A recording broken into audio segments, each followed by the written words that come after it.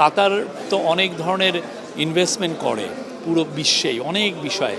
তো ওনাকে আমাদের চিফ অ্যাডভাইজার আহ্বান করলেন যে তারা যেন বাংলাদেশে, তারা অনেক ডিফেন্স ইন্ডাস্ট্রিতে ইনভেস্ট করছে, বাংলাদেশে যাতে তারা ইনভেস্ট করে বাংলাদেশে। এবং সেই জন্য আমরা বাংলাদেশ তাদেরকে, কাতারকে ডেডিকেটেড একটা ইকোনমিক জোন আমরা তাদের জন্য তৈরি করে দেবো কাতারের ডিফেন্স ইন্ডাস্ট্রির জন্য। কাতার খুবই সিরিয়াস এই বিষয়ে, তারা আসলে এটা নিয়ে কাজ করছে এবং উনি এটা জানালেন।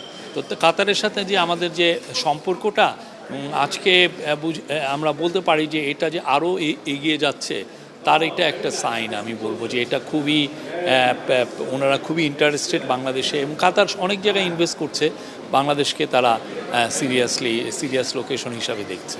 আর একটা হচ্ছে এরপরে আমাদের কাতারের কমার্স মিনিস্টারের সাথে কথা হয়েছে, সেখানেও এটা একটা কাতারের কমার্স মিনিস্টার এসে ওনারা কলন করলেন। করার পরে যেটা হয়েছে যে ওনার সাথে বাংলাদেশ আর কাতারের মধ্যে কিভাবে সম্পর্ক, ট্রেড অ্যান্ড ইনভেস্টমেন্ট কোঅপারেশনটা কিভাবে বাড়ানো যায়।